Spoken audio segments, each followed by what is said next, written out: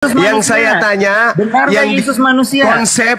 Konsep Yahudi, Mesias yang mereka tunggu itu manusia atau Tuhan? Yang mereka tunggu itu adalah manusia yang menjadi raja. Betul, saya menafikan manusia. Itu kan? Berarti yang lahir, dengar. Berarti yang lahir, belum selesai. Berarti yang lahir di kota Daud itu manusia atau Tuhan? Yang lahir adalah manusia. Oke, udah selesai. Oke, sabar. Selesai. Anda jangan lari. Dengar ya, saudara Yosua. Belum selesai. Saudara Yosua, Anda sudah dengar? Pada hari ini telah lahir bagimu juru selamat, yaitu manusia yang diurapi Tuhan di kota Daud. Ya, paham. Udah selesai. Paham, belum selesai. Udah selesai. Udah selesai dong. Oke. Berarti dengar saya. Duduk yang pelan, santai. Ya. Ini kelas saya, Bang. Bung. Ya.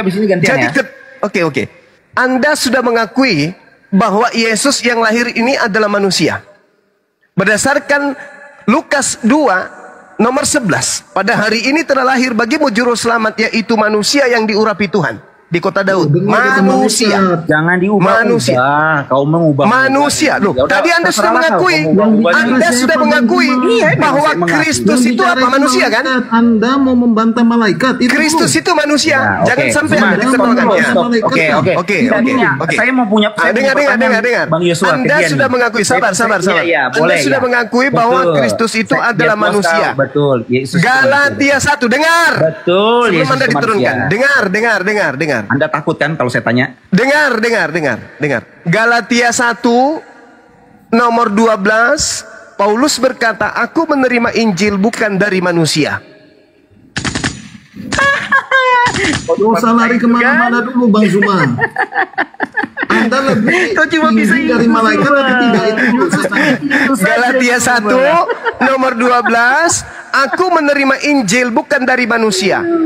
Yesus tadi lahir sebagai manusia. Oke. Ya, baik. Terima kasih, Zuma. Dengan kata lain, Paulus menerima 13 buku itu bukan dari Yesus manusia, tapi dari Yesus yang lain. Inilah logika gado-gadomu, Zuma. Dari Yesus yang lain. Logika gado-gado. Yesus sudah mengatakan, waspadalah kepada penyesat yang datang kepadamu dengan memakai nama Yesus dan berkata, akulah Yesus. Alhamdulillah malam ini Anda sudah mengakui bahwa yang datang kepada Paulus itu adalah iblis yang mengatasnamakan Yesus. Oke, halilintar. Demikian, silakan. Silakan Anda berdusta lagi, silakan. Malaikat aja tahu Yesus Kristus itu. Sudah. Aku juga percaya tadi itu. Itu ucapan malaikat. Malaikat berkata, telah lahir bagimu manusia yang diurapi Tuhan. Garis bawah itu malaikat. Bang Yosua, saya mau pasangkan leher dia nih, Bang. Ini kenapa kalian berdua diskusi gantian bicara? Kenapa Oten berdua bareng-bareng? Oke, Bang. Ya, saya mau ngomong gini ke Zuma. Ya. Zum. Ya, mau izin Paman. Ya. Zuma, kamu ini kan tidak mengimani Injil, Zuma. Ya. Kata siapa? Kau berkata bahwa Injil. Kata siapa saya tidak beriman kepada Injil? Nah, Injil yang kau anggap itu Injil yang mana? Yang datang kepada Nabi Isa alaihissalam. Yang mana? Bisa kau buktikan tidak? Yang mana? Yang datang kepada Nabi Isa alaihissalam. Mana? Nabi Isa alaihissalam diutus kepada Bani Israel. Mana yang kau pegang? Mana Injil? Bani Israel. Mana? Oke. Mana yang kau pegang? Oke.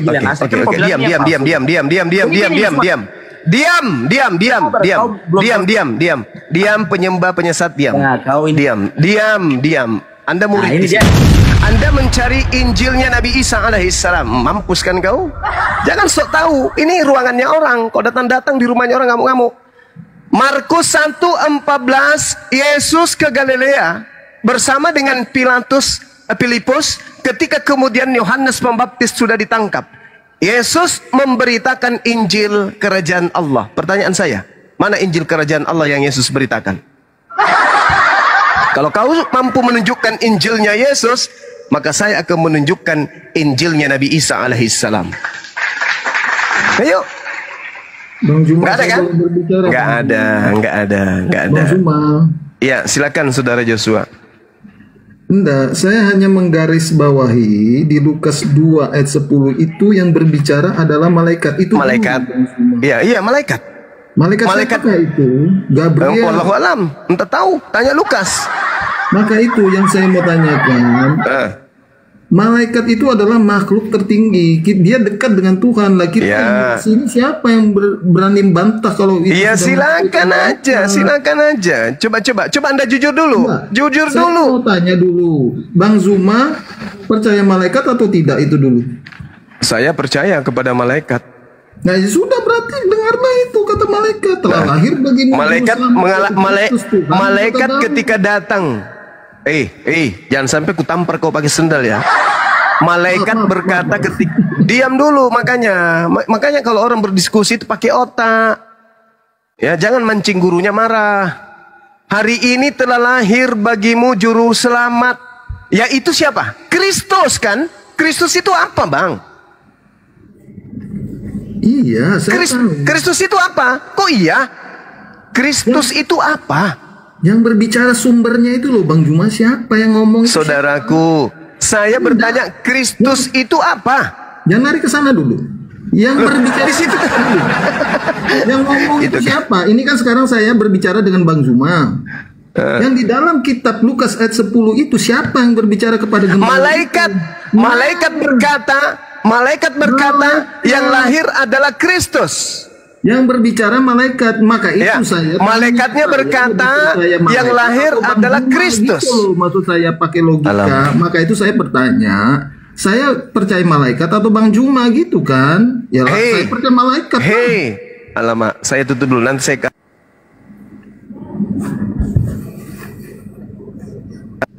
Saya sudah katakan sama saudara, saya membaca di situ malaikat berkata. Anda bertanya, Bang Zuma percaya? Saya percaya di situ tertulis malaikat berkata. Udah, itu sesi pertama. Sesi lanjutannya, malaikatnya berkata bahwa yang lahir. Saya percaya Bang Juma atau malaikat? Itu sudah finish sudah. Anda jangan percaya ke saya, Bang. Percaya kepada malaikatnya, Bang. Nah, ya itu saya percaya kepada malaikat daripada Bang Juma lah. Iya, malaikatnya berkata, yang lahir ini apa?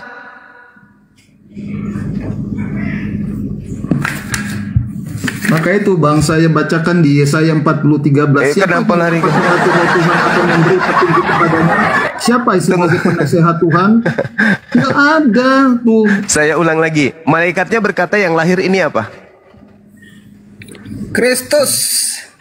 Nah, Kristus itu apa? Juru selamat. Juru selamat itu apa di situ? Diurapi. Di apa itu? Yang diurapi itu apa? Kucing, ayam, sapi, komodo, gorila atau manusia? Manusia. Bukan. Nah, berarti yang berarti juru selamat yang lahir ini adalah manusia. Ya memang dia datang sebagai manusia. Nah, udah pintar. Terus kenapa Anda mengatakan dia Tuhan? Malaikat yang ngomong. Di mana malaikat mengatakan yang lahir itu Tuhan? Yaitu Kristus Tuhan di kota Daud lah. Kristus adalah manusia yang diurapi Tuhan. Intinya malaikat itu sudah makhluk tertinggi. Dia ribuan tahun, jutaan tahun itu sudah bersama-sama dengan Tuhan di sana. Nah, kita di sini baru nunggu TikTok. Saudara, saya mau tanya sama saudara. Di dalam bahasa Yunani aslinya ada nggak tanda koma? Wah, saya tidak sampai ke situ. Saya kan baca kitab. Nah, makanya jangan ngotot. Kalau ilmu cuma setai gigi, jangan ngotot. Iya. Di dalam original teksnya, ya sahabat. Aduh, gimana sih orang ini? Ya udah, kamu ngomong, silakan. Karena saya kalau sudah jengkel kayak gini biasa kumaki orang. Mending saya diam. Anda lah yang ngomong, silakan. Silakan pamer kebodohan saudara, silakan. Yes, biar gua masuk ya. Gua aja ya. Silakan Bang Rek. Ya.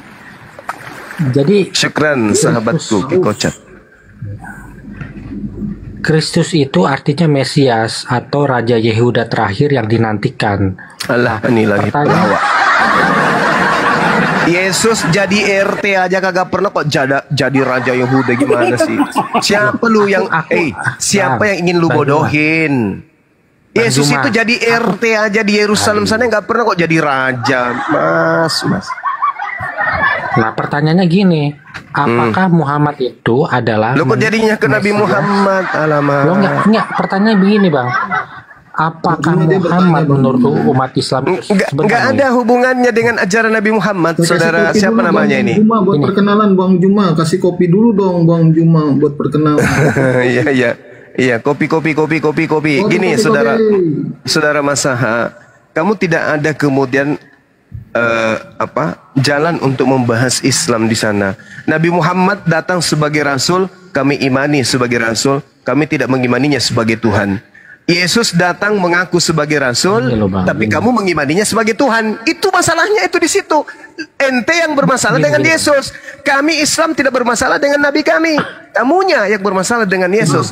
Yesusnya berkata, waspadalah kepada penyesat yang datang kepadamu dengan memakai nama Yesus. Pertanyaan saya, di mana penyesat itu pernah datang mengaku Yesus? Dan kepada siapa penyesat itu datang? Dan di mana pengikutnya? Karena Yesus mengatakan, penyesat mengaku Yesus ini akan menyesatkan banyak orang.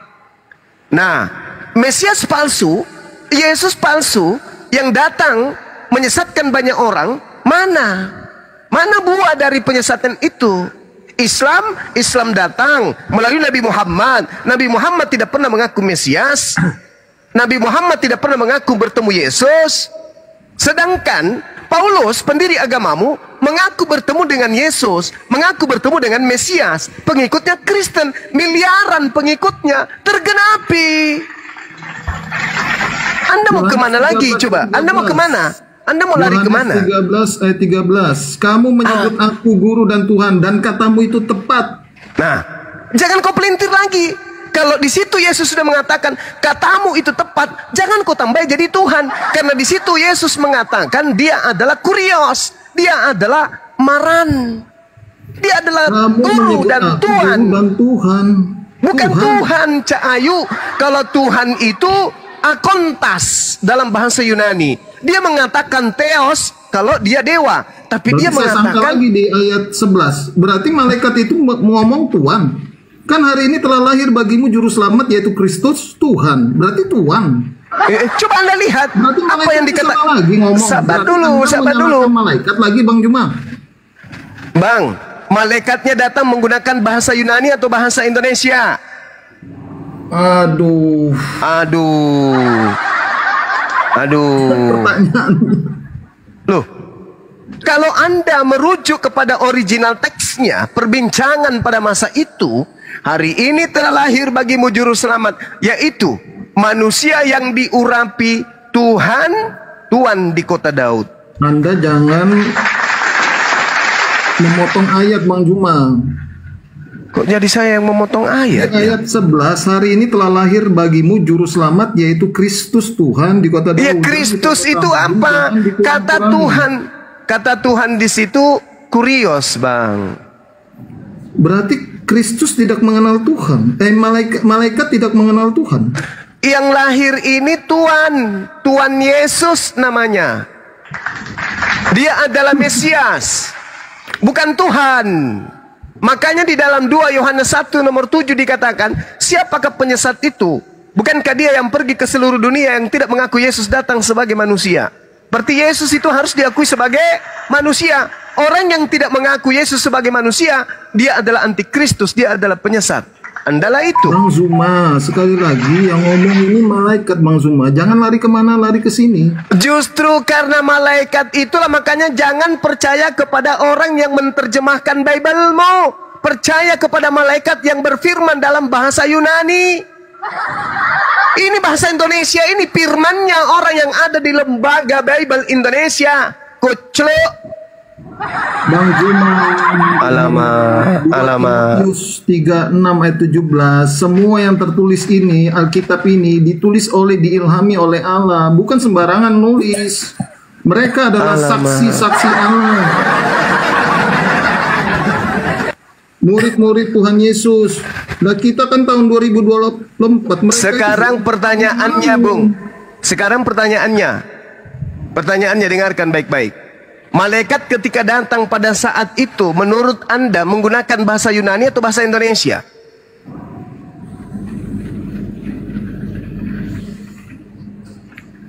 Ya, itu di dalam kitab saya nggak ada. Mampus sudah kau. Memperbodoh diri itu namanya, Bang. Tapi saya ambil intisarinya aja, Bang. Malaikat itu yang berbicara itu aja dah. Iya, silakan aja. Saya tidak memaksakan. Tujuan saya ini hanya menyadarkan saudara, kitab saudara itu awal kali dituliskan dalam bahasa Yunani. Berarti harus kembali kepada kandungan bahasa Yunani, bukan bahasa Indonesia. Bang, kalau ditulis dalam bahasa Yunani sampai sekarang saya nggak bisa baca, Bang. Tapi harusnya diterjemahkan ke dalam terjemahan yang betul, Bang. Kalau ini firman Tuhan, terjemahannya harus sesuai dengan original teks, bukan dipakai sebagai alat untuk menyesatkan orang.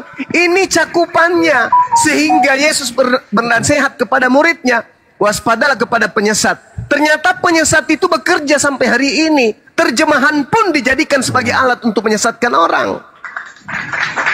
Maka itu saya bersyukur, Bang, Alkitab ini diartikan dalam bahasa Indonesia. Karena kan saya orang Indonesia. Kalau saya orang Arab, ya bahasa Arab. Bagaimana kalau terjemahannya keliru? Bagaimana kalau terjemahannya keliru? Disengaja untuk dibuat seperti ini supaya banyak orang yang tersesat. 2 Timotius 3 ayat 6 ayat 17, Bang. Coba Bang Juma baca. Itu kata Paulus. Nah, Anda tidak percaya Paulus, tidak percaya malaikat, terus kita percaya siapa? Itu ucapan Paulus, sedangkan Paulus sendiri mengatakan di dalam kitabnya Korintus, apa dikatakan? Aku menulis, aku berkata bukan berdasarkan firman Tuhan, tetapi berdasarkan atas orang bodoh yang ingin bermegah. Kata siapa tuh? Kata siapa? Kata siapa itu, Bang? Bang, saya orang biasa aja, Bang, santai aja. Lah, orang biasa tapi ngotot. Udah disampaikan dalilnya pun masih ngotot. Apa yang aku katakan? Aku mengatakan bukan sebagai seorang yang berkata menurut firman Tuhan, melainkan sebagai orang yang bahlul, yang berkeyakinan bahwa ia boleh bermegah. 2 Korintus 11 nomor berapa itu? Nomor berapa itu? Nomor 17. Itu dalil. Makanya saya mengembalikan, itu kan perkataan Paulus. Kalau perkataan Paulus itu bukan firman Tuhan. Kata siapa? Kata Paulus. Tapi itu adalah perkataan orang bahlul, orang bodoh. Begini, Bang. Begini. Kan tadi Bang Juma bilang perjanjian baru itu kan dari bahasa Yunani kan? Itu betul. Yes. Nah, diterjemahkan ke bahasa Indonesia. Nah, kalau diterjemahkan ke bahasa Indonesia, berarti kami harus menggunakan kata-kata yang ada di dalam KBBI. Nah, pertanyaannya, berikan satu contoh, satu kata aja yang merupakan serapan dari bahasa Yunani yang di dalam KBBI. Apa, Bang? Ada nggak? Di dalam bahasa ilmiah banyak. Bahasa ilmiah banyak. Di dalam bahasa ilmiah banyak. Di dalam KBBI ada nggak satu kata yang merupakan serapan dari bahasa Yunani, Bang? Bahasa Yunani. Filsafat di mungkin. KBBI. Contoh nih, gang, kantor. Anus. Itu kan serapan dari bahasa Belanda, ya kan? Benar ya? Nah, terus banyak juga yang serapan dari bahasa Arab. Terus hubungannya dengan dialog kita ini apa? Iya, artinya kami hanya bisa menerjemahkan ke bahasa Indonesia menggunakan kata-kata yang ada di dalam KBBI. Nggak bisa kami menggunakan bahasa Yunani gitu loh, Bang, maksudnya. Loh, kalau kurios, arti yang sesungguhnya itu apa? Kurios, jujur. Kurios itu sebenarnya tuan, Bang, tuan. Ya, betul, tuan. Bang. Inilah yang saya katakan, iblis itu tidak tidur, masih bekerja di Anda. Masih bekerja menyesatkan keturunan-keturunan kalian melalui terjemahan ini. Alamak.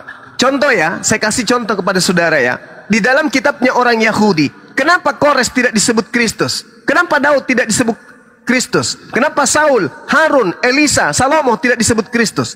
Padahal dalil banyak di dalam kitabnya orang Yahudi, mereka semua disebut Mesias, orang yang diurapi. Contoh, Salomo. Kita lihat di dalam satu Raja-Raja 19 nomor 16. Juga Yehu, cucu Nimsi, haruslah kau urapi menjadi raja atas Israel. Dan Elisa bin Safat dari Abel Mehola, harus kau urapi menjadi nabi menggantikan aku. Kau urapi, berarti di situ sangat jelas Elisa adalah orang yang diurapi. Mesias dong, Kristus dong dia. Kenapa tidak digunakan Kristus? Kenapa harus diganti kata urapi? Padahal kata urapi itu adalah Mesias, Kristus. Yang kedua, Harun, Imamat 8 nomor 12. Kemudian dituangkannya sedikit dari minyak urapan itu ke atas kepala Harun, dan diurapinya lah dia untuk mengkuduskannya Harun. Tuh, Harun diurapi, berarti Harun adalah Kristus, Harun adalah Mesias. Kenapa cuman Yesus yang disebut Mesias? Kenapa? Kenapa? Karena karena tidak ada iblis, sabar. Karena tidak ada iblis yang datang mengaku sebagai Elisa. Tidak ada iblis yang datang mengaku sebagai Harun. Yang datang mengaku sebagai iblisnya hanya datang, sabar. Iblisnya hanya datang mengaku sebagai Yesus. Maka harus Yesus yang ditinggikan namanya. Kenapa? Karena iblisnya memakai nama tersebut. Kata siapa? Kata Yesus. Tertulis di mana? Lukas 21 nomor 8, Matius 24 nomor 4, nomor 5, nomor 27, nomor 23, 24, 25, 26 dan juga nomor 30. Tuh, kata Yesus tuh. Waspadalah kepada iblis. Waspadalah kepada iblis yang datang kepadamu dengan memakai nama Harun. Tidak. Memakai nama Elisa. Tidak. Nama Daud. Tidak. Tetapi nama siapa? Nama Yesus. Bang Juma, boleh saya jawab, Bang Juma? Silakan. Terima kasih, Bang Juma. Tadi di Matius 2 ayat 8-14 kan malaikat yang berbicara dan dia mengetahui bahwa Yesus Kristus Tuhan. Lukas 2-nya aja dulu. Lukas. Sekarang saya bacakan di dalam Markus 5 ayat 7. Dan dengan keras ia berteriak, "Apa urusanmu dengan aku, hai Yesus anak Allah yang maha tinggi? Demi Allah, jangan siksa aku." Ini iblis pun tahu, Bang Zuma, bahwa Yesus Kristus anak Tuhan. Tahu dia. Jadi malaikat sudah saya konfirmasi di Lukas 2 ayat 8-14. Iblis pun mengetahui di Markus 5 ayat 7. Terus kita yang diskusi ini tinggian mana ya? Di antara mereka. Kau jangan lebay. Iblis tahu Yesus itu anak Tuhan. Betul? Anak Tuhan Yesus ini. Betul? Markus 5 ayat 7, Bang. Saya hafal. Bahkan sampai data 20 pun saya hafal. Bagaimana orang gila itu kemudian menyembah Yesus. Sama seperti kalian. Pertanyaan saya. Iblis tahu kalau Yesus itu anak Tuhan. Betul? Ya. Lalu kenapa anak Tuhan ini datang kepada kalian mengaku Tuhan? Itulah bukti bahwa yang datang kepada Paulus itu bukan Yesus, tetapi iblis yang mengaku Yesus. Gimana sih orang ini? Baca dulu konteksnya. La haula wala quwata illa billah. Dari orang Gerasa. Saya tahu, saya ngerti. Ya. Iblis paham betul bahwa yang ada datang ini adalah nabi Tuhan, anak Tuhan, utusan Tuhan. Iblisnya tahu. Anak Iblisnya Allah, tahu. Bukan nabi, anak Allah. Anak Allah itu Nabi Cahayu. Anak Tuhan itu, anak Tuhan itu adalah orang yang intim kepada Tuhan. Dia adalah hamba Tuhan. Dia adalah Nabi Tuhan. Dia adalah Rasul Tuhan. Itu konsep Yahudi. Yang disebut anak Tuhan adalah hamba Tuhan yang suci. Orang-orang soleh. Baca Amsal 3 nomor 12 nomor 13. Yang disebut anak Tuhan adalah hamba Tuhan yang tekun menjalankan, mendengarkan firman Tuhan untuk ia praktekkan dan ia laksanakan. Itu disebut anak Tuhan. Anak Tuhan bukan Tuhan, karena Tuhan tidak beranak. Anak Tuhan itu artinya hamba Tuhan. Kisah Para Rasul 4 nomor 30. Yesus disebut sebagai apa? Hamba Tuhan yang suci. Jadi luruskan pemahamanmu, Kolose 1 ayat 15 bahwa Yesus adalah gambar Allah yang tidak kelihatan, Kolose 1 ayat 15. Yesus adalah kata siapa? Yang tidak kelihatan. Kata siapa? Ya kata Alkitab lah, firman Tuhan. Kata Paulus lagi. Kan tadi sudah kubilang, yang datang kepada Paulus itu adalah iblis, Bang. Malaikat Anda tidak yakini. Iblis pun yang demikian Anda membantah. Ya udah. Saudara. Makanya dudukkan dulu perkara yang betul dari awalnya. Yang datang kepada Paulus ini iblis. Maka apapun ajaran Paulus itu ajaran iblis. Oh, itu kesimpulannya. Itu tidak bisa pula. 3 ayat 16 ya, itu kan kata iblis. Itu kan kata iblis melalui Paulus. Sekarang begini aja deh. Oleh Allah. Sekarang begini. Percaya tidak Anda bahwa Yesus mengatakan akan datang Yesus palsu? Percaya nggak? Percaya. Kemana Yesus palsunya? Dan apa nama pengikutnya? Banyak di sini yang mengaku Yesus. Kan sebuah apa nama pengikutnya? Apa nama pengikutnya? Kristen paman. Selain Kristen, kalau memang bukan Kristen. Kalau memang bukan Kristen dan juga bukan Paulus, lalu siapa? Apa nama agamanya? Apa nama kelompok orang-orang yang disesatkan ini? Kesana ke sini. Apa? Cuma saya tegaskan aja di Lukas 2 tadi sama di Markus bahwa di situ malaikat Tuhan yang berbicara, dia mengenal bahwa Yesus Kristus adalah Tuhan. Di Markus 5 iblis juga mengetahui. Iblisnya sudah. Saya sebenarnya tidak berdiskusi dengan manusia ini, tapi saya berdiskusi dengan iblis. Serius, Bang. Di situ sudah sangat jelas yang lahir adalah manusia yang diurapi. Tapi Anda berkata itu adalah Tuhan. Iblis. 2 Yohanes 1 nomor 7 yang mengatakan yang lahir Tuhan itu adalah iblis. Siapakah iblis itu?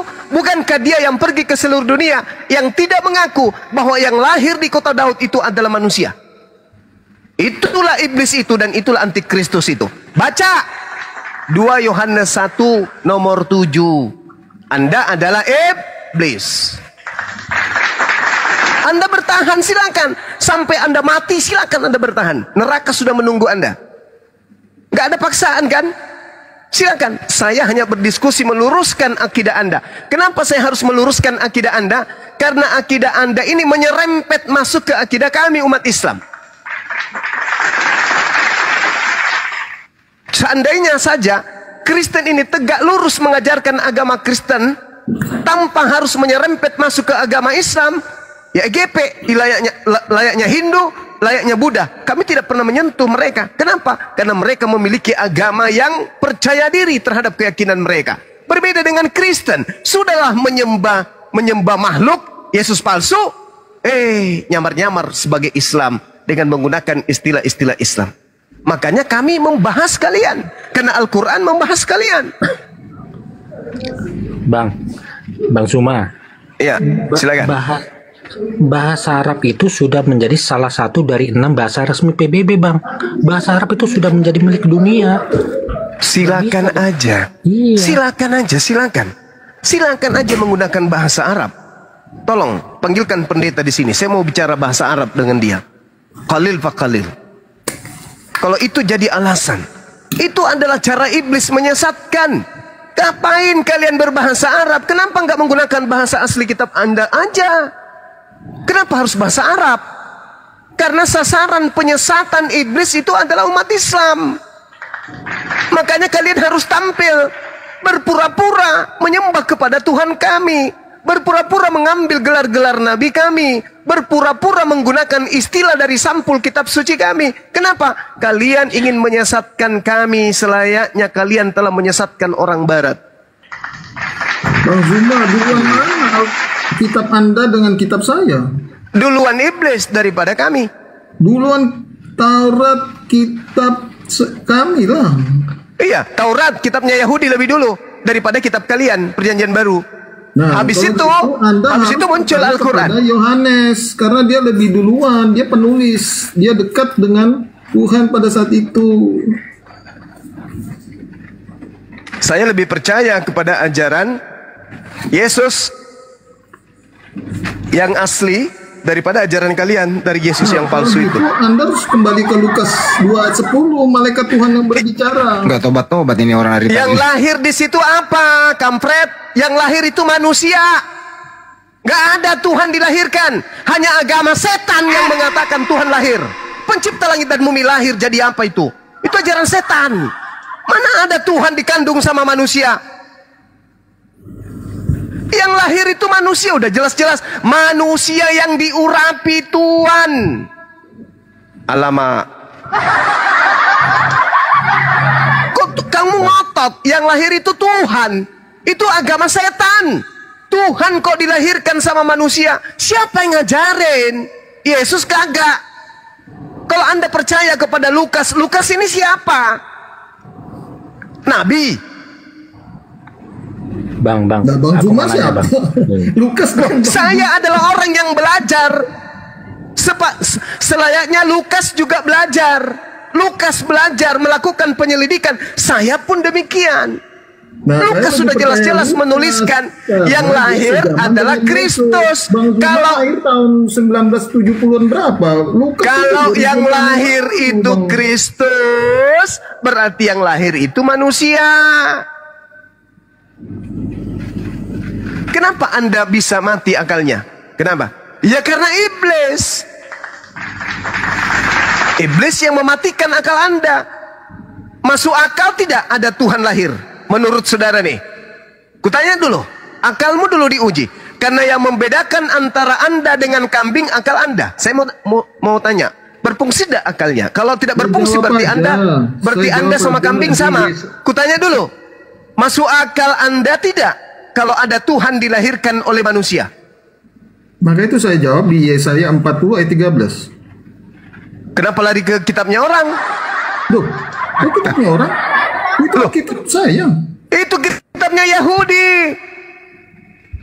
Loh, Anda juga mengimani kitab Yahudi kan, Taurat? Lah, saya imani itu kitab yang datang kepada Bani Israel. Yesaya 40 ayat 13. Berbeda, Bung. Agama Anda mengambil kitabnya orang lain dalam bentuk terjemahan. Maka kitab Anda itu adalah kitab Spanyol, kitab separuh nyolong dari agama Yahudi. Anda bacakan Yesaya 40:13 kalau Anda hafal. Yesaya 40:13 itu apa hubungannya dengan Anda, coba? Kutanya dulu. Apa hubungannya tadi dengan bertanya, Anda? Kenapa Tuhan menjadi manusia? Kenapa? Ya kan? Di mana tertulis? Di situ di mana? Yesaya 40:13. Boleh saya bacakan, Bang? Silakan. Siapakah yang dapat mengatur roh Tuhan atau memberi petunjuk? Anda lah itu yang dapat mengatur. Di 14, Anda. Kepada siapa Tuhan meminta nasihat? Anda lah itu yang mengatur. Anda yang mengatur. Anda yang mengatur. Bang Juma, dia berdoa. Anda yang mengatur Tuhan. Tuhan harus jadi manusia. Anda membatasi kuasa Tuhan. Itu dulu. Oke, baik. Anda menuduh saya membatasi kuasa Tuhan. Oke. Kenapa Yesus kemudian tidak bisa berbuat apa-apa dari dirinya sendiri? Dia utusan. Anjing kau, turun. Kamu anak anjing, turun. Kau menuduh saya tadi, saya membatasi. Ketika saya tanya, kenapa Yesus tidak bisa berbuat apa-apa dari dirinya sendiri? Apa jawabanmu, kampret? Anak ayam. Dia manusia katanya. Kau yang membatasi, kampret. Anak setan. Katanya jangan membatasi loh. Kamu yang membatasi dengan kamu menganggap Tuhan pencipta langit dan bumi jadi manusia.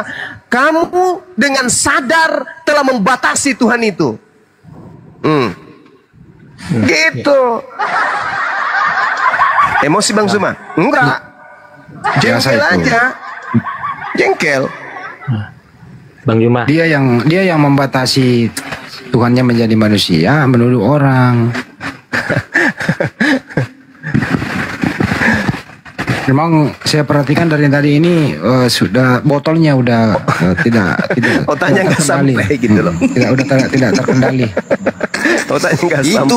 Itulah Bang Zuma, Bang Andi. Itulah akibat oli kotor dicampur skincare diminum. Nah, begitu. Ya, itu. Gak nyampe otaknya. Assalamualaikum warahmatullahi wabarakatuh. Waalaikumsalam warahmatullahi wabarakatuh. Waalaikumsalam warahmatullahi wabarakatuh. Gurunda.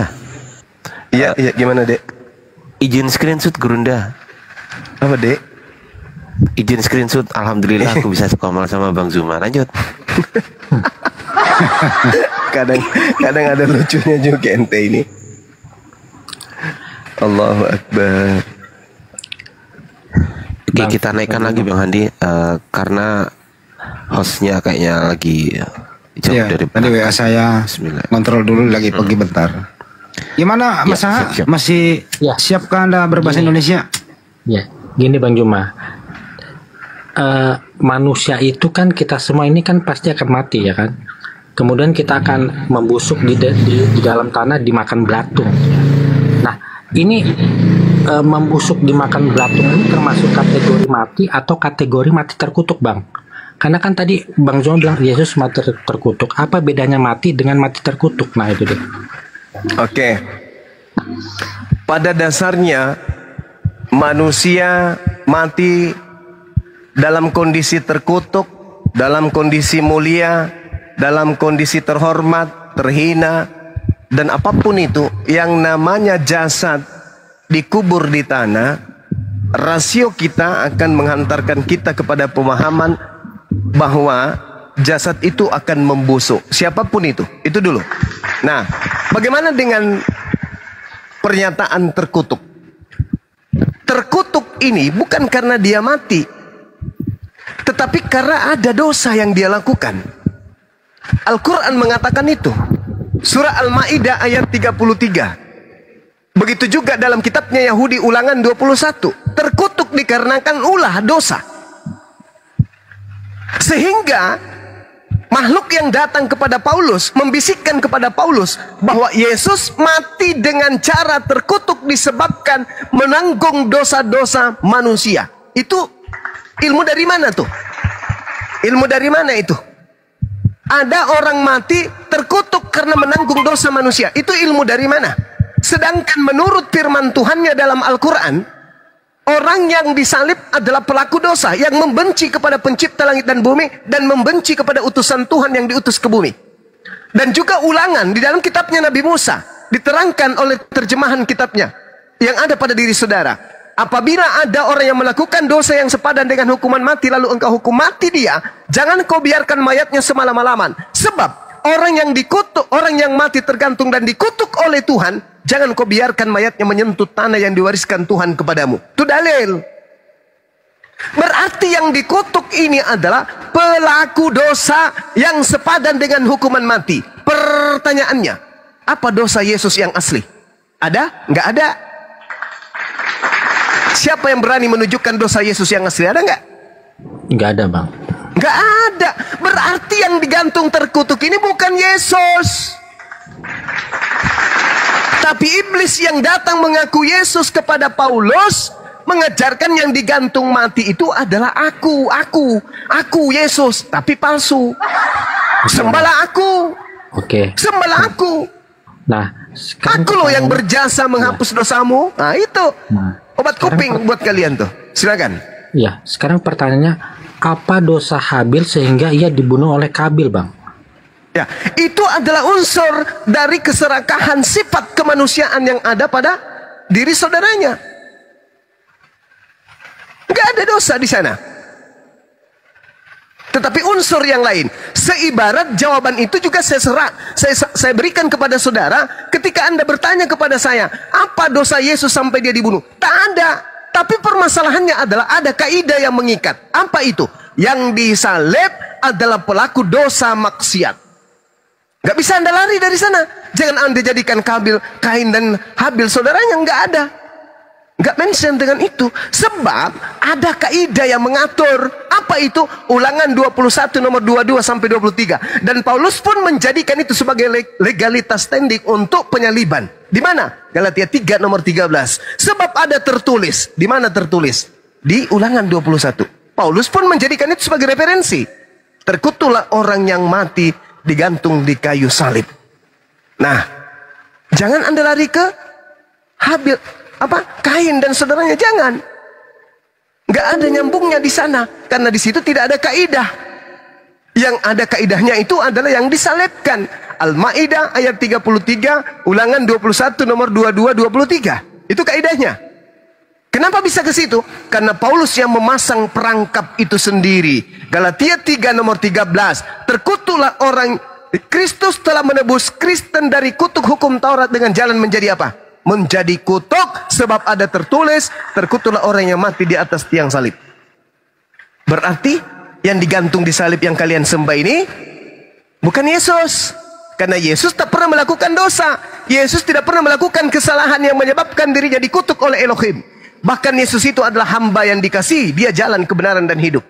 Tapi itu semua diramu kemudian oleh iblis yang datang kepada Paulus. Aku loh yang mati untuk dosa-dosa kalian. Aku loh Yesus yang telah menebus kalian. Sembahlah aku. Aku akan memberikan surga. Itu siapa? Itu siapa yang minta kemudian seperti itu? Yesus yang palsu. Makanya ketika kemudian di hari terakhir nanti, orang-orang Kristen yang siang malam menyembah Yesus, Tuhan Yesus, Tuhan Yesus, Tuhan Yesus, siang malam sampai masuk di kubur, nanti ketika dihakimi, apa kata Yesus? Enyahlah daripadaku, kalian semua adalah pembuat kejahatan. Aku Yesus tidak mengenal kalian. Kenapa aku tidak mengenal kalian? Karena aku hanya diutus kepada domba yang ada di Israel, bukan domba di luar daripada Israel. Matius 15 nomor 24. Aku diutus hanya kepada domba yang hilang dari umat Israel. Sedangkan kalian bukan umat Israel, bukan. Halo Bang Juma. Ya, halo Ucok. Ya. Kenapa kamu orang Islam membahas orang punya Kristen? Kenapa nggak bahas saja memperdalam iman kalian? Supaya ini memperdalam iman kami. Ini memperdalam iman kami, Bang. Karena Al-Quran membahas tentang kalian itu tidak berhubungan. Al-Quran membahas ajaran kalian. Wa is qala Allah ya Isa bin Maryam a anta qulta linnas tahizuni wa ummi. Oke? Ma qultu lahum illa ma amartani bi ani abudullah rabbi wa rabbakum. Oke? Al-Quran saya datang mengajarkan tentang akidah kalian. Al-Quran saya datang mengajarkan ciri-ciri sifat kalian. Al-Quran saya datang menjelaskan tempat neraka yang akan kalian tuju. Jadi jangan gengsi. Ketika Orde Lama diceritain oleh Orde Baru, itu hukum alam. Ketika Orde Lama, Orde Baru dibahas oleh Reformasi, itu sunnatullah. Ketika Torah, Injil, dan keadaan yang meliputi itu semua dibahas oleh Al-Quran, jangan kau sakit hati. Itu yang pertama. Kedua, kenapa saya membahas agamamu? Karena agamamu yang menyerempet masuk ke dalam akidah kami umat Islam. Karena agamamu diajarkan untuk memurtadkan umat Islam. Karena agamamu diajarkan dengan cara apapun agar memurtadkan umat Islam. Karena agamamu mendirikan lembaga-lembaga sekolah untuk menghujat dan menistakan agama Islam. Paham sampai sini? Itu nggak kebalik, Bang. Kitab kami kan lebih tua, Bang. Kitab kamu lebih tua? Oke. Iya. Apa sampul kitabmu yang lebih tua itu? Sampul di luarnya apa? Sampul. Ya. Maksudnya apa, Bang? Sampul. Sampul penutupnya di depan itu apa namanya? Apa tertulis di situ apa? Kitab. Oh, jangan gitu dong. Itu penipuan namanya. Sampul kitabmu yang tertua itu apa namanya? Oh, Codex Sinaiticus, Bang. Sampulnya di luar. Nama bukumu, judul bukumu itu apa namanya? Biblos. Itu yang tertua. Yang paling tua lagi ada nggak? Dari Biblos ada nggak? Paling tua abad ya. ke-4, Bang. Nah. Ya, apa nama sampulnya di depan? Aku nggak tahu, Bang. Biblika. Nah, sekarang kok tiba-tiba di Indonesia namanya Alkitab? Dari mana kata Alkitab ini diambil? Ya, karena di KBB itu dikatakan Alkitab itu KBBI itu baru dibuat baru-baru ini. Al-Quran sudah menggunakan kata Alkitab di abad ke-7. Gitu, Pak. Bukan maksudnya kenapa? Oke. Selalu membahas agama orang. Loh, kenapa selalu membahas agama orang lain? Kenapa? Ya, ini karena kalian langsung dalam. Kan saya sudah jawab tadi. Saya sudah jawab tadi, Uco. Dengar dulu. Udah ku jawab tadi, Uco. Belum. Kamu belum jawab. Saya ditanya, kenapa kamu membahas agama Kristen? Karena agama Kristen itu adalah agama yang dijual, yang dipromosikan oleh sales agar orang membelinya, mengambilnya, menganutnya. Dan saya tidak menginginkan kemudian itu terjadi. Karena agama saya memerintahkan saya untuk menyampaikan amar ma'ruf nahi mungkar. Mengajarkan menyembah kepada manusia terkutuk di atas pohon itu adalah sebuah kemungkaran. Apalagi diajarkan dengan cara tepu-tepu. Paham? Paham ya? Nah itu, Anda harus sadar itu. Dan Juma. Ya. Kristen itu 2,4 miliar bang, Islam 1,9 miliar. Yes. Banget. Misionaris sudah tidak diperlukan lagi bang. Kami sudah mayoritas dunia. Buktinya? Buktinya? Buktinya apa bang? Buktinya apa bang? Kami Buktinya udah apa menang, bang? Kami udah mayoritas dunia, nggak perlu lagi misionaris gitu, nggak perlu lagi. Faktanya apa bang? Kitabmu masih niru-niru Islam. Tujuannya apa? Bang. Aduh bang. Udah bilang. Itu kan kata-kata serapan yang ada di KBBI. Kata-kata serapan. Dari serapan bahasa Arab itu dari KBBI. Gini loh bang. Gini, kalau di KBBI itu ada kata teos, kami pakai teos bang. Ini pasalnya di KBBI nggak ada teos, nggak ada kurios, gimana dong? Nggak ada arkontas. Tuhan ada nggak? Kata dewa ada nggak? Ada, ya ada. Kenapa nggak pakai dewa? Ya bisa juga, ya bisa juga. Ya itu bisa juga. Kenapa nggak pakai dewa? Kenapa? Karena sasaran empuknya itu bukan orang Hindu, tapi sasaran empuknya itu orang Islam. Maksudnya dewa itu untuk menggantikan apa bang? Menggantikan kata apa itu dewa maksudnya? Teos. Teos nggak ada di Alkitab bang. Nenekmu kiper. Ya. Maksudnya di Alkitab bahasa Indonesia itu nggak ada teos, adanya ada originalnya. Iya kan original teks kitab kamu itu kan Yunani, Cak Ayu. Di situ bertaburan kata teos, Cak Ayu. Begitu masuk ke Indonesia, katanya ke BBI. Kalau ke BBI teos artinya apa? Ke BBI Tuhan. Nah, Tuhan. Anggap saja Tuhan. Lalu kenapa ada tulisan Allah? Nah, aku jelasin bang.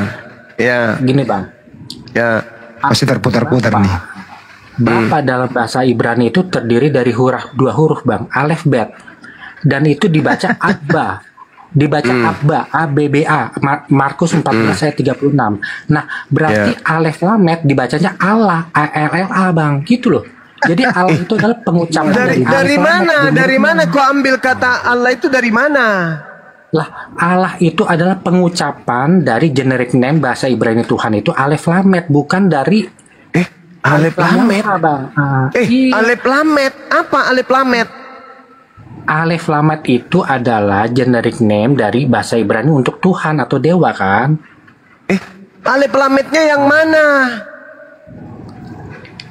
Yang mana maksudnya gimana bang? Yang mana yang Anda sebut alef lamet ini? Bang. Tuhan yang dalam bahasa Ibrani, gini bang. Tuhan dalam bahasa Ibrani generic name itu kan terdiri dari dua huruf alef lamet. Gitu loh. Nah, dibaca apa dia? Dibaca apa? Dibaca apa kalau alef lamet? Dibacanya Allah karena alef bet dibacanya Abba. Gitu loh. Di mana coba tunjukkan kepada saya tulisan Ibrani, sabar dulu. Tulisan Ibrani yang merujuk kepada Tuhan sembahan mereka dengan sebutan Allah itu di mana? Nah, gini loh, Bang. Ayo. Kok gini loh, Bang? Gini. Enggak. Alef lamet tadi menyebut kata alef lamet yang adalah Allah itu dalam kitab Yahudi itu di mana tertulis? Ini bang, teos itu kan kalau larinya ke Yunani lagi, lari Ibrani, lari ke teos. Aduh, kan teos itu kalau diterjemahkan ke bahasa Ibrani itu menjadi dua huruf alef lamet. Nah, tak ada bang, Anda sudah melakukan penipuan. Anda sudah melakukan penipuan, nggak ada itu, nggak ada. Oke. Teos itu dewa. Alef lamet yang kamu maksud itu adalah L. Lah iya, betul? Itu Tuhan dalam bahasa Ibrani kan, betul. Betul. Ketika dia masuk ke dalam bahasa Yunani apa? Itu El ini. Theos. El juga. Wah, kok El? El juga. Loh, kok gimana ceritanya? Itu kan generic name, Bang. Jadi kalau diterjemahkan ke Yunani jadi Theos. Loh. El itu gelar Tuhan kan dalam bahasa Ibrani kan? Gini, Bang. Iya. Ketika dia masuk ke dalam bahasa Yunani, kenapa nama Tuhannya orang kau ganti juga kau terjemahkan? Itu bukan proper name, Bang. El itu bukan proper name. Jadi terperangkap gitu. Kamu ini. Kok gitu? Proper name nama Tuhannya Yahudi apa? YHWH. Masuk ke Yunani disebut? Nah, aku nggak tahu tuh, Bang, kalau itu nggak tahu.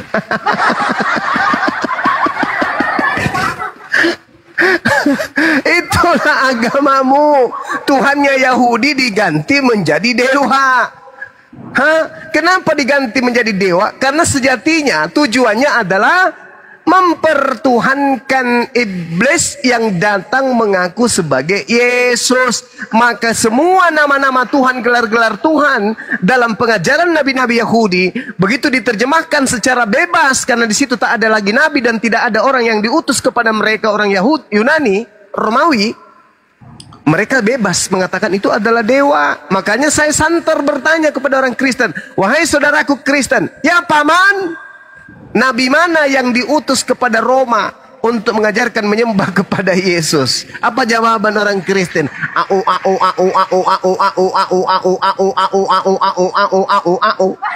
Sama seperti Anda. Yothepape diterjemahkan ke dalam bahasa Yunani kitabnya disebut apa? Nggak tahu, Bang. Nggak tahu, Bang. Nggak tahu, Bang. Jadi selama ini kamu pelajari apa? Abang kasih tahu apa? YHWH jadi apa? Kalau harusnya tetap YHWH. Karena itu adalah nama Tuhan yang tidak bisa kemudian diterjemahkan ke dalam bahasa apapun. Tapi tapi oleh karena yang ingin diajarkan kepada Roma ini adalah bukan konsep Yudaism, tapi konsep mereka yang disesuaikan dengan konsep mereka, maka Yothepape diganti menjadi dewa Theos. Paham sampai sini? Jadi YHWH itu jadi Theos kan, Bang, dalam bahasa Yunani ya? Ya, kenapa demikian? Karena orang Roma menyembah dewa, bukan menyembah Yothepape, tapi menyembah Theos. Jadi kalau generic name untuk Tuhan itu dalam bahasa Yunani itu apa, Bang? Ya Theos, semuanya jadi Theos. Jadi Theos. Kenapa jadi Theos? Kenapa jadi Theos? El Eroi jadi Theos, Adonai jadi Theos, Gibor jadi Theos. Kenapa demikian? Karena sejatinya tidak ada nabi yang diutus untuk Roma Yunani. Orang Roma Yunani menggunakan kitabnya Yahudi hanya sebagai alat untuk melanjutkan misi penyembahan kepada roh-roh dewa-dewa mereka. Paham sampai sini? Paham sampai sini, Bang? Ya memang Yesus nggak pernah ke Roma, Bang. Kan Yesus iya betul. Ya memang betul. Memang betul, kan saya udah bilang tidak ada nabi yang diutus kepada Roma dan Yunani. Maka mereka yang tidak ada nabi diutus kepadanya, tapi sudah terlanjur punya keyakinan, mengambil kitabnya orang Yahudi dalam bentuk Septuaginta. Lalu mereka mengambil kitab yang di kanon mereka, dikawinkan kitab itu, jadilah agama Katolik dengan menggunakan kitabnya agama orang. Tuh, Bang. Itu fakta. Iya, Yahudi dan Kristen kan sama-sama mengimani Ishak, Bang. Memang kenapa kalau? Ya kan kami sama Yahudi sama-sama mengimani Ishak. Apa bedanya dengan kami umat Islam? Lah, kalau Islam kan Ismail. Loh, kami beriman kepada Nabi Ishak juga. Lah, kalau Islam itu kan yang diimani itu adalah Ismail yang akan dikorbankan. Kalau kami dan Yahudi itu Ishak. Lah, kami beriman kepada Nabi Ishak, beriman kepada Nabi Yakub, beriman kepada Nabi Daud, Musa, Salomo. Kami beriman kepada nabi-nabi yang datang kepada mereka.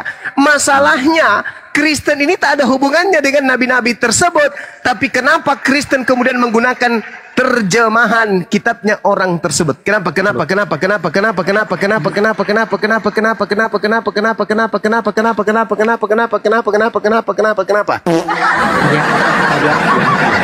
Karena apa? Karena kami sama-sama mengimani Ishak yang akan dikorbankan. Kami pula apa hubungannya? Kami dan apa hubungannya? Sama-sama mengimani apa Ishak, hubungannya? Memangnya setelah kemudian ada pernyataan Anda mengatakan sama-sama beriman kepada Ishak, memang kitabnya Nabi Musa itu untuk orang Roma? Oh, nggak cuma untuk semua orang Roma, untuk semua bangsa, Bang. Dalil? Dalil. Ya jadikanlah semua bangsa muridku. Iya. Itu bukan Yesus asli itu. Itu orang yang keluar dari kubur. Yang keluar dari kubur itu di Matius 28 itu adalah makhluk yang bukan Yesus. Sini yuk, ku bisikin lu. Kepada aku telah diberi kuasa. Itu siapa yang pernah berkata kepada aku telah diberi kuasa? Yesus. Di mana Yesus pernah mengatakan itu ketika dia melakukan penginjilan? Tunjuk satu dalil. Ada? Loh, kan jadikanlah semua bangsa muridku itu ucapan. Itu ucapan yang muncul belakangan, Bang. Itu ucapan orang yang keluar dari goa kubur. Itu tertulis di Kodeks Sinaiticus loh. Itu bukan ayat sisipan. Hei, saudara, kitab Anda tertulis itu dimulai abad keberapa? Tahun berapa? Keempat, Bang. Abad keempat kan? Yesus datang di abad pertama. Abad pertama. Kan udah terjawab sebenarnya. Sekarang permasalahannya adalah Matius 28 ini bukan ucapan Yesus yang asli. Nah, gini, Bang. Nah, mau kita buktikan? Mau kita buktikan? Permasalahannya begini, Bang. Gini. Apa itu? Mana yang bisa lebih dipercaya? Kitab dari abad keempat yang menceritakan peristiwa di abad pertama atau kitab dari abad ke-7 yang menceritakan peristiwa di abad pertama? Ya pastinya lebih dekat dong, Bang. Oke, maka dari itulah kita bahas. Kalau Anda mengatakan lebih percaya yang lebih dekat, makanya ku jawab, ku tanya.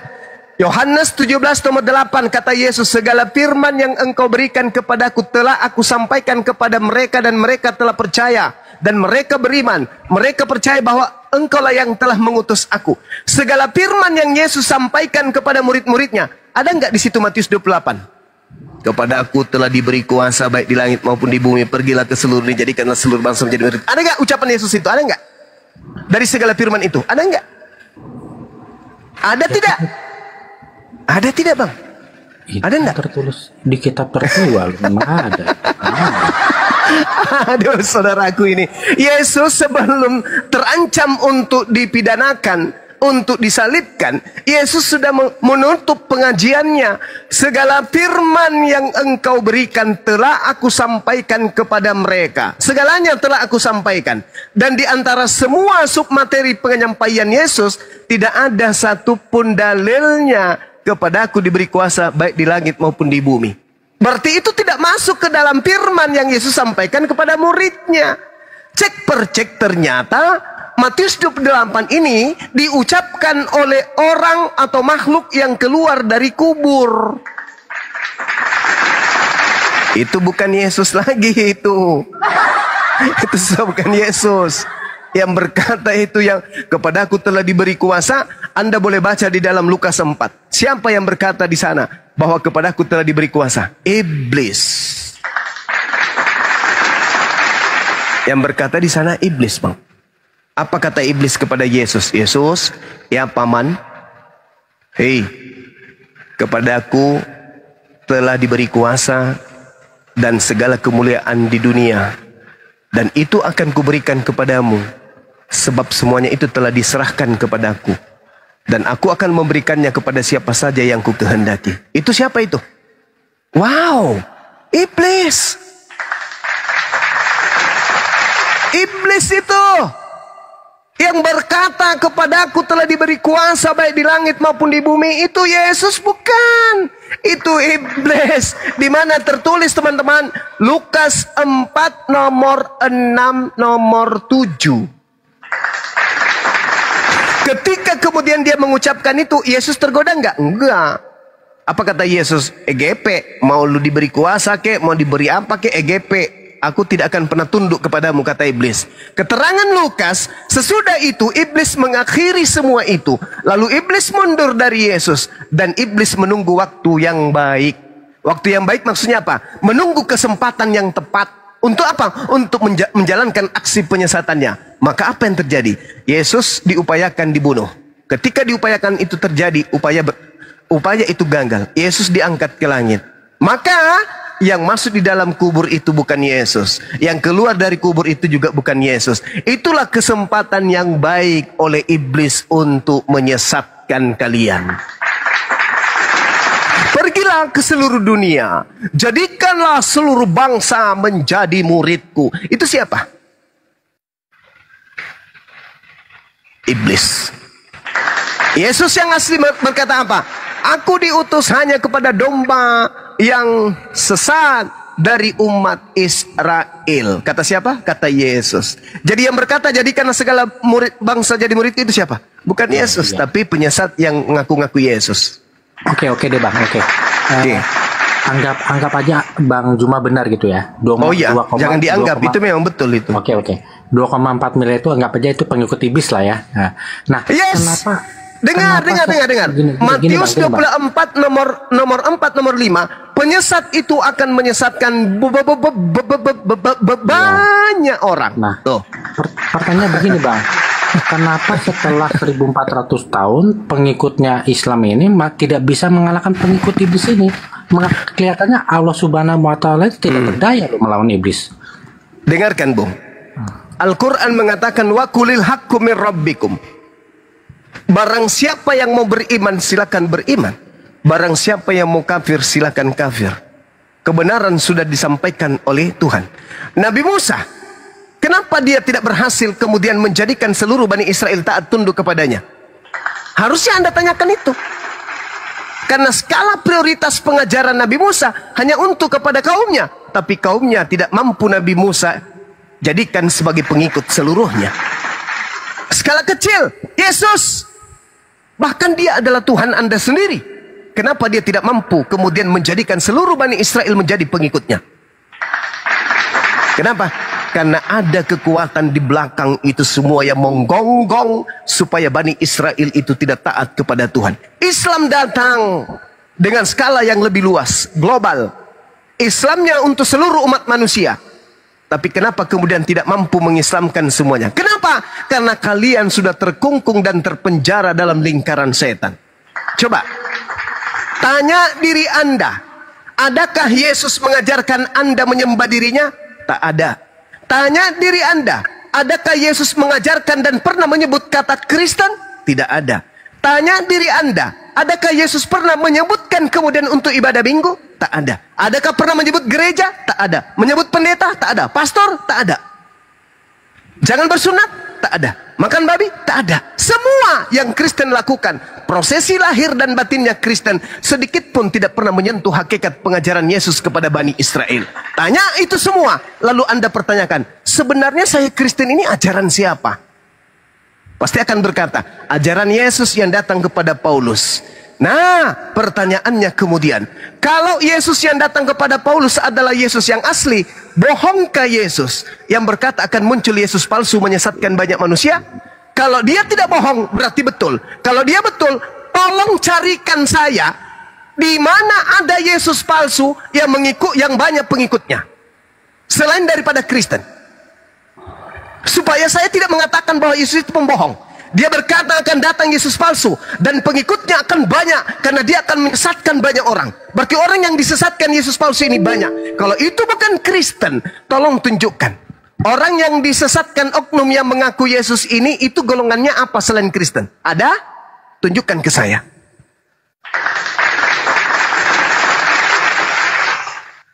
Dan kalau Anda menolak itu juga, maka muncul pertanyaan. Waspadalah kepada nabi-nabi palsu yang datang kepadamu dengan menyamar domba, padahal mereka adalah serigala yang buas. Dari buahnya kau bisa mengenal dia. Memanggil aku Tuhan, bernubuat pakai namaku, bermujizat pakai namaku, mengusir pun setan pakai namaku. Itu buah daripada nabi palsu. Kalau bukan Kristen, tolong tunjukkan sekelompok manusia yang banyak yang menyebut Yesus Tuhan, bermujizat pakai nama Yesus, mengusir setan pakai nama Yesus, bermujizat pakai nama Yesus. Itu di luar Kristen siapa? Supaya Anda bisa mengelak bahwa buah dari nabi palsu bukan Kristen. Tapi siapa? Tunjukkan kepada saya. Hindu kagak, Buddha kagak, Islam apalagi. Lalu siapa kalau bukan Kristen? siapa? Kalau bukan Kristen lalu siapa? Itu yang kedua. Yang ketiga, Yesus berkata di dalam Matius 23, jangan kau ikuti orang-orang Farisi dan ahli Taurat, meskipun mereka telah menduduki kursi Nabi Musa, tapi mereka mengajarkan Taurat, namun mereka tidak mempraktekkan. Jangan ikuti dulu. Sabar, saudara, sabar. Kalau Anda tidak sanggup mendengarkan suara saya, silakan masuk ke toilet onani seperti kemarin yang kau lakukan.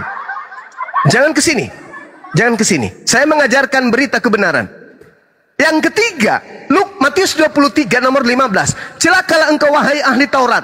Celakalah engkau wahai orang Farisi.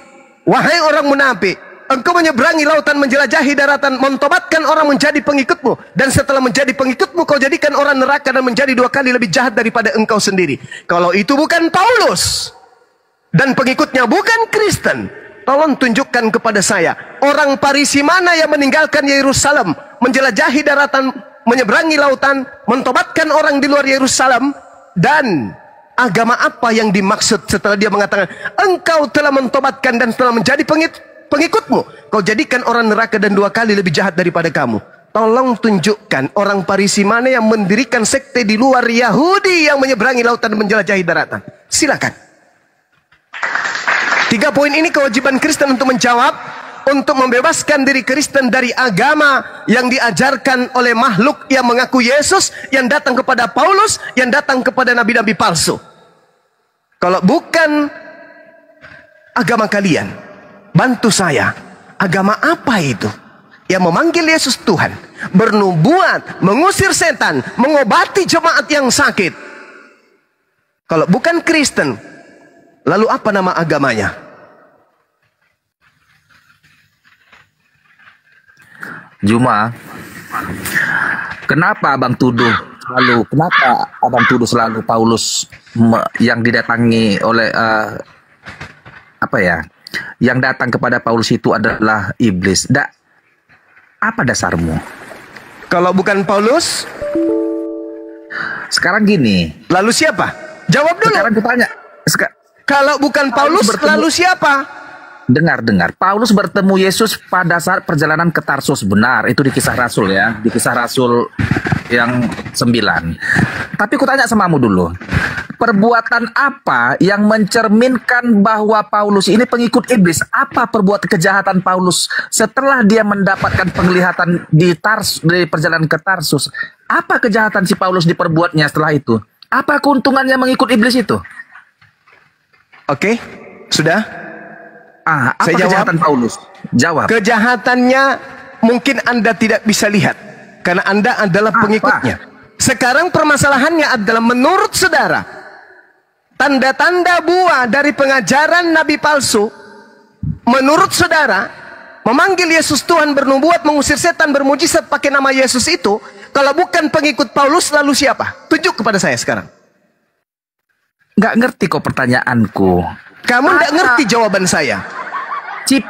Sifat jahat apa yang ditunjukkan si Paulus setelah bertemu dengan yang kau menjadikan kalian sebagai buah-buah dari pengajaran nabi palsu? Belum paham juga? Itu bukan kejahatan terhadap sesama manusia itu. Kenapa Yesus sendiri yang mengatakan itu? Yesusnya yang mengatakan, jangan submateri dari saya, dari Yesus. Waspadalah kepada nabi palsu yang datang kepadamu menyamar seperti domba, padahal mereka adalah serigala yang buas. Dari buahnya kan? Dari buahnya kan? Gini Juma. Dari buahnya. Tunggu dulu. Dari buahnya kata Yesus kan? Mengambil istri orang lain. Tidak ada buah seperti itu yang diajarkan oleh Yesus. Tidak ada buahnya. Tidak ada buah dari pengajaran palsu seperti itu, Bung. Jangan pergilah diri Anda. Tidak ada buah palsu dari nabi palsu itu. Nggak ada. Yang dikatakan oleh Yesus, memanggil aku Tuhan, bernubuat pakai namaku, mengusir setan pakai namaku, bermujizat pakai namaku. Kenapa Anda menambahkan kategori-kategori yang lain? Karena Anda sabar. Karena Anda sejatinya adalah perpanjangan tangan daripada si Dajjal yang datang kepada Paulus. Paham sampai sini? Juma, kau guru palsu, kawan. Sekarang tunjukkan sama aku di mana Paulus mencuri, di mana Paulus membunuh. Tidak ada dikatakan. Sabar dulu. Tidak ada dikatakan bahwa tanda-tanda buah dari pengajaran nabi palsu seperti yang Anda sampaikan barusan. Jangan Anda menambahkan. Yesusnya yang berkata, sabar dulu, sabar dulu. Jangan Anda kemudian memutarbalikkan isi Bible Anda sendiri. Waspadalah kepada nabi-nabi palsu yang datang kepadamu dengan memakai namaku. Itu. Lalu apa endingnya kemudian? Memanggil aku Tuhan, bermujizat, bernubuat, mengusir setan pakai namaku. Tidak ada yang Anda katakan itu.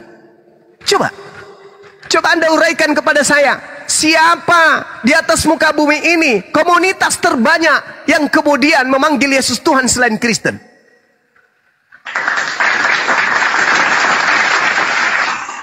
Ayo. Wa makaru wa makarallah wallahu khairul makirin. Anda ditenggelamkan oleh Bible Anda sendiri. Karena musuh terberat Anda itu adalah Bible Anda. Ayo, musuh Anda adalah Yesus. Yesuslah musuh Anda. Jangankan sekarang, nanti pun ketika Anda datang bersungut-sungut bersujud kepada Yesus. Yesus, ya paman, bukankah kami bernubuat pakai namamu? Bermujizat pakai namamu, mengusir setan pakai namamu pula. Apa kata Yesus pada saat itu, Bung? Apa kata Yesus? Enyahlah daripadaku. Kalian semua adalah pembuat kejahatan. Aku tidak mengenal kalian. Kalian semua adalah pembuat kejahatan. Jangan itu aja argumen cuma. Apa kejahatan Paulus sesamanya manusia? Itulah menjadikan dulu. Separuh penduduk bumi menjadi buah dari pengajaran nabi palsu. Gak bisa kau jadikan itu. Pernahkah dia mengambil istri orang lain? Kenapa larinya ke situ, saudara? Kalau itulah itu perbuatan iblis. Sabar dulu. Pernahkah Paulus menyuruh untuk menceraikan istrinya? Sabar. Sekarang saya tanya samamu, tertulis di mana tanda-tanda itu? Sebagai pengajar nabi palsu mengambil istri orang, itu tanda-tanda di mana itu tertulis? Tunjukkan sekarang kepada aku tanya kau, apa ajaran Paulus yang menyakiti kemanusiaan? Jangan kau jadikan Paulus sebagai acuan. Jadikan Yesusnya. Saudara, jadikan Yesusnya sebagai acuan. Jangan Paulus. Saya tidak mengatakan Paulus. Saya mengatakan yang Anda harus jadikan acuan itu Yesus. Jangan Paulus. Kan saya bertanya sama saudara, kalau itu bukan Paulus dan itu bukan Kristen, tunjukkan kandidat yang lain. Tunjukkan orang Farisi nyebrang lautan, menjelajahi daratan. Tunjukkan kepada saya. Kalau bukan Paulus siapa? Apa yang mau kutunjukkan samamu? Selain Paulus. Cuma nabi palsu sekarang berkuar-kuar ke sana. Kau anggap pula aku nabi. Ayo. Satu-satu bicara. Izin dulu kalau mau bicara. Tunjukkan kepada saya. Ayo. Dia ini guru palsu. Silakan. Anda mau mengatakan saya guru palsu, silakan. Tapi Anda harus menerangkan kepada penduduk Indonesia. Ketika Yesus mengatakan waspadalah kepada nabi palsu yang datang kepadamu dengan menyamar seperti domba. Di dunia ini lebih banyak nabi Kristen palsu itu cuma nabi yang datang setelah nabi palsu memang kau. Itulah nabi palsu. Buah dari nabi palsu itu apa? Oke. Sekarang di mana kejahatan Paulus? Jangan kasih itu aja argumenmu. Saya tidak butuh kejahatan Paulus. Yang saya butuhkan sekarang ini adalah kenapa kau bilang dia jadi penjahat? Oke. Buah dari nabi palsu itu apa saja? Menurut Yesus, satu. Yesus sendiri datang kepada Paulus mengalami kelihatannya Yesus. Dengar baik-baik. Saya ulang lagi. Menurut Yesus, buah dari nabi palsu itu adalah satu. Apa? Nggak ngerti kau Alkitab Juma. Itu kan. Inilah yang dikatakan Al-Quran. Inna kaidah syaitan kana daif. Sesungguhnya tipu daya iblis itu lemah. Yang membuatnya kuat adalah saudaranya, yaitu orang-orang kafir.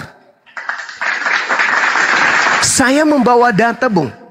Matius 15. Jelas itu, Matius 7. Saya bawa data. Matius 7 nomor 15. Saya bawa data. Apa dibilang sebenarnya? Apa katanya Matius 7? Waspadalah kepada nabi-nabi palsu yang datang kepadamu dan yang menyamar seperti domba. Dari buahnya dari buahnya kau bisa melihat dia. Apa buahnya? Memanggil aku Tuhan, bermujizat pakai namaku, bernubuat pakai namaku, mengusir setan pakai namaku. Pertanyaan saya, Bung, buah dari nabi palsu ini di mana? Di Islam atau di Kristen? Oh, itu jangan asih itu aja. Kapan Paulus menginginkan istri orang lain? Anda ke gereja, cari pendeta Anda, turunkan celananya seperti biasa, celop, celop, celop.